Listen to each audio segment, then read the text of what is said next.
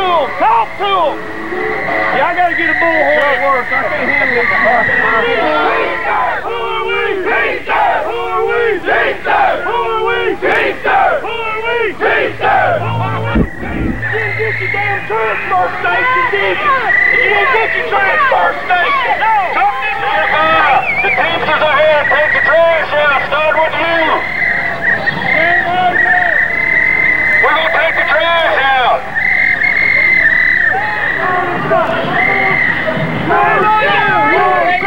Bullshit! Bullshit! Bullshit! Bullshit! Bullshit! Bullshit! Bullshit! Bullshit! Bullshit! Bullshit! Bullshit! Bullshit! Bullshit! We'll be back! We'll be back! We'll be back! We'll be back! We'll be back! We'll be back! Yes, go, go, go, go. Go, go, go, go. Teamster! Teamster! Teamster! Teamster! Teamster! Teamster! Teamster! Teamster! Teamster!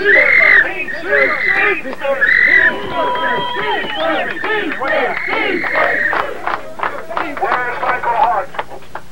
Can someone tell me where Michael Hunt is or Brian Winslow? I have a message for them. Where is Michael Hunt? Where is Brian Winslow? I need to speak to you now. Where are you?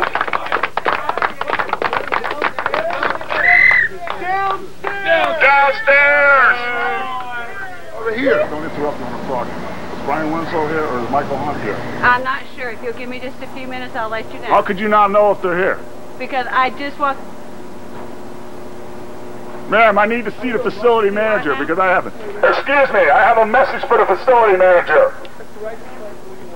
We should do the same thing that we did upstairs. Let's go in there and find him. Okay. Will you talk to my human resources person? I don't need to speak to the human resources person. I need to speak to the facility They manager. won't talk to the human resources It's the facility manager here. Have each other's back, brother. Let's get everybody back and let's just go inside. You want to go back in the first floor? Okay. We've already called the police. And That's okay. Listen, let them come. You give this to your facility manager, okay? No, you give this to your facility manager. These are petitions from 2,500 people in this community. You people refuse to acknowledge this union, you're going to pay the price. You understand? You understand what I'm saying? Take this, sir. No. Take it. No. You can't get it. Take it. Take it. Take it. Don't take it. There you go. It's yours. Hey, you pick it up. It's yours. I ain't picking shit up, buddy. You got to do the right thing or you're asking for trouble. I'm telling you right now. Do whatever you want to. See you real soon. Yeah, we will.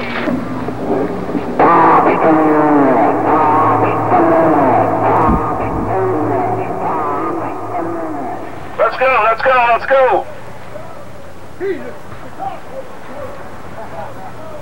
Let's go. Brock. Go. Cops are coming. Cops are coming. Okay. Who's in charge on the bus here? Who's in charge on the bus here?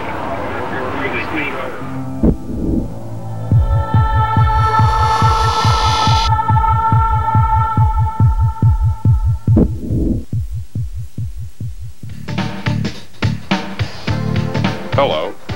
Like the rest of you BFIers from around the country, these True Blue guys are committed to providing the highest quality service.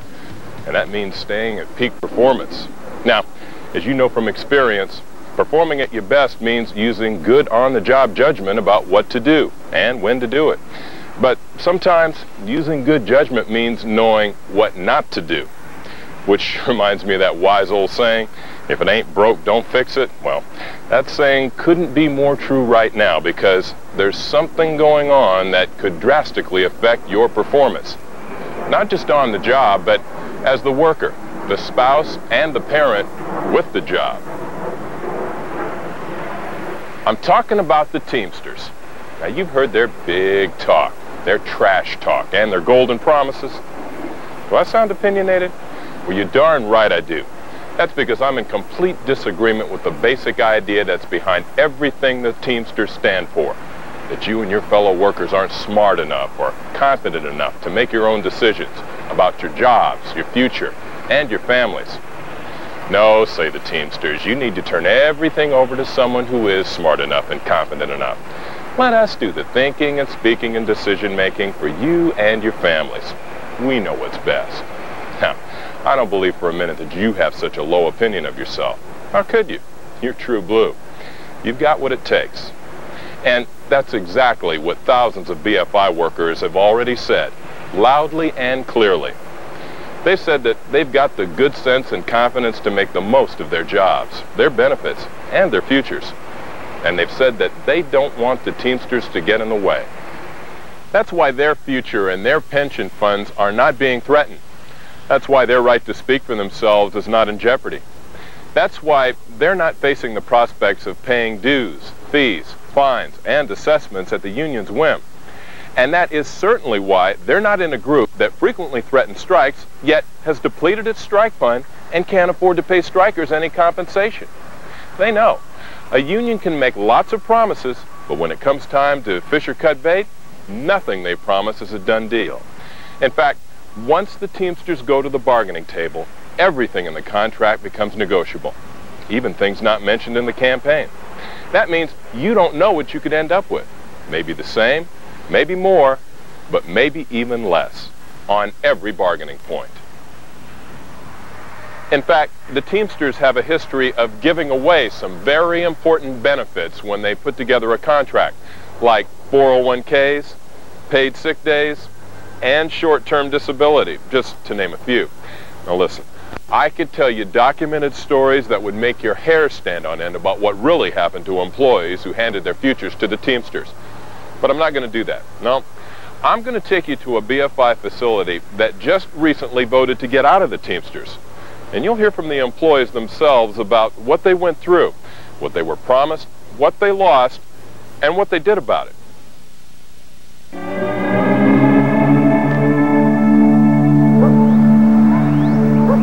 Early morning, February 19, time for work.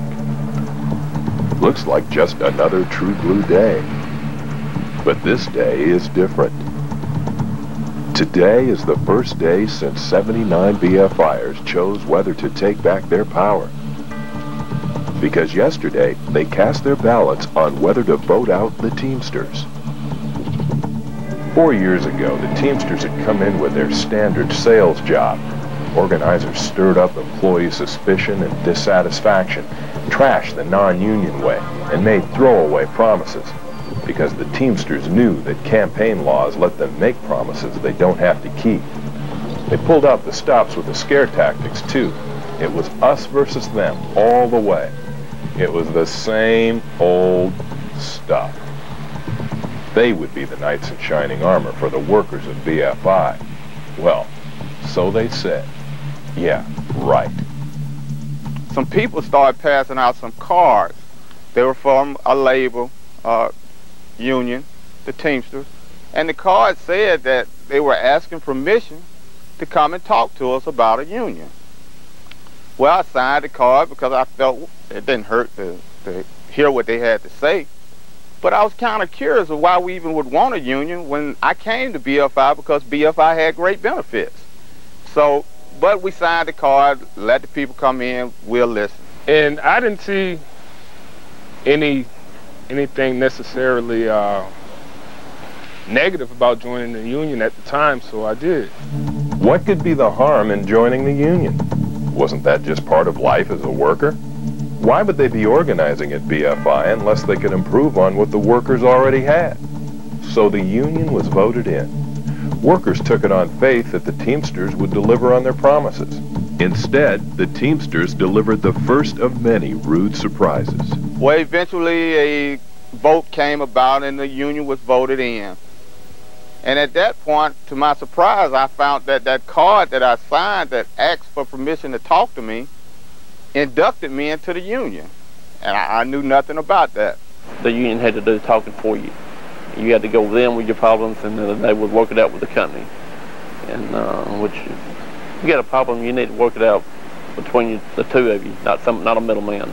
A month or two later, they started cutting me dues out my check, and I eventually got a union card. But basically, that was all I ever, got from them. 9 long months passed before the union finally had its contract.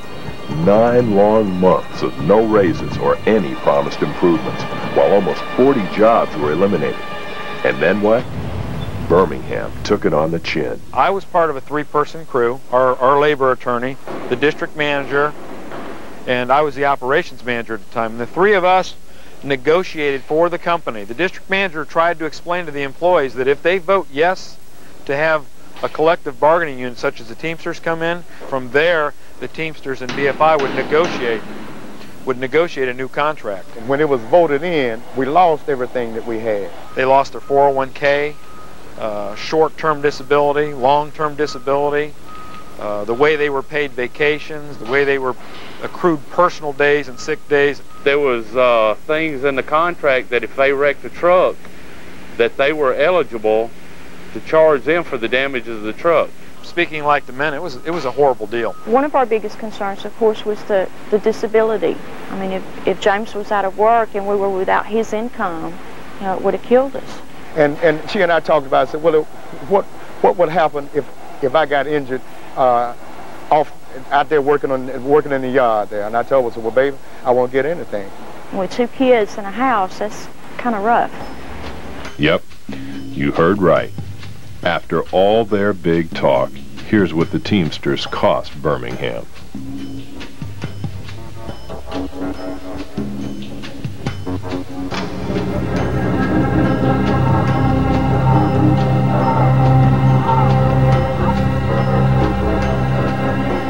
And this is what they threw in for good measure. Bad as that was, for some, it got worse. The one guy who was affected most, I guess, by the union contract, ironic enough, it was the union steward, Robert Hilliard. I guess if you asked all the employees here who was affected the most, 90% to 95% would say Robert, because Robert's story was so sad. Because he was in the union, a driver with a grave illness was unable to participate in the short-term disability program that we had. Robert was the shop steward, and within these 3 years, Robert developed a form of, I think it's leukemia. Well, Robert had to have bone marrow and what have you, and it pretty much took him off the job. He basically had to take FMLA, which is Family Medical Leave Act, without pay. And the sad part about it was the very contract that Robert negotiated eliminated short and long-term disability. What happened? How could the union come up so short in their contract after painting such a rosy picture during their campaign? How could it charge dues, impose burdensome work rules, jeopardize family health and security by taking away benefits after promising something as good or better? Here's the answer. Because they can. The law permits the union to promise you whatever they want during a campaign.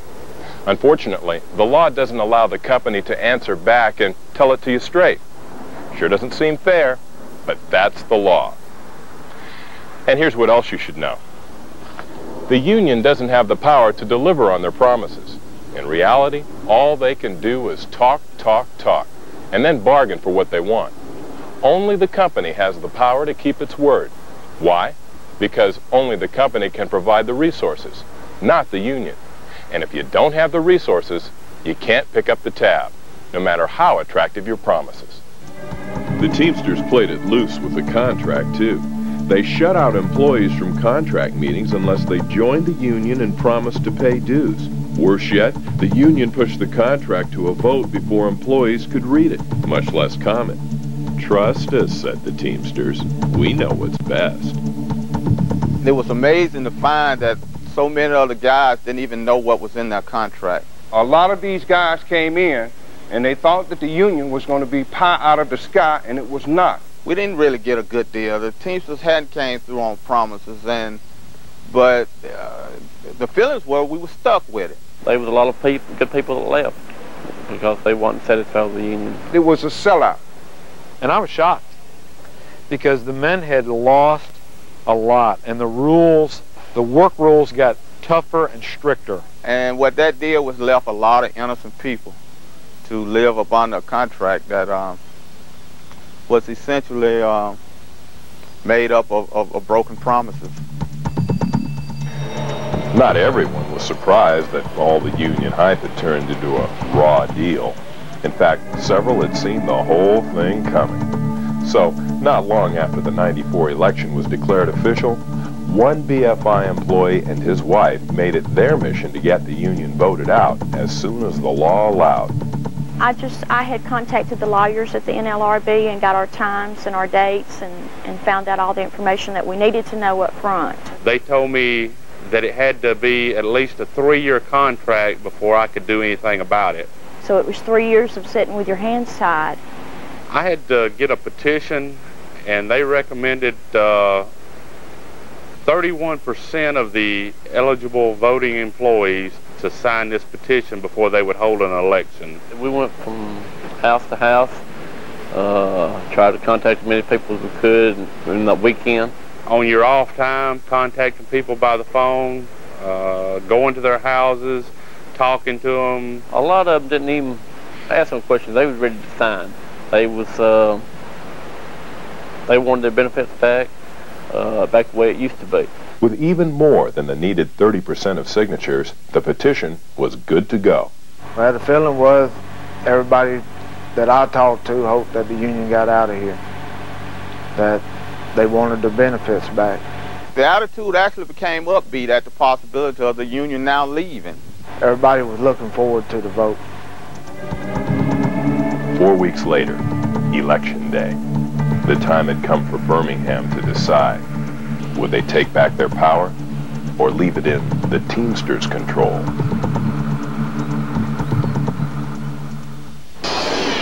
The vote was decisive. Dump the Teamsters. The union contract had grew to be a noose around the driver's neck. And once it was voted out, the noose was off. Well, I feel great about it. You know, I got my 401k back, my short and long-term disability. Everything is totally different now since the union is gone. Everybody's happy. Everybody's performing their duties on their job. Everything is real good. I think that it's better now than it was in the past. And I think that a union-free company is the type of company that can come together and work out problems.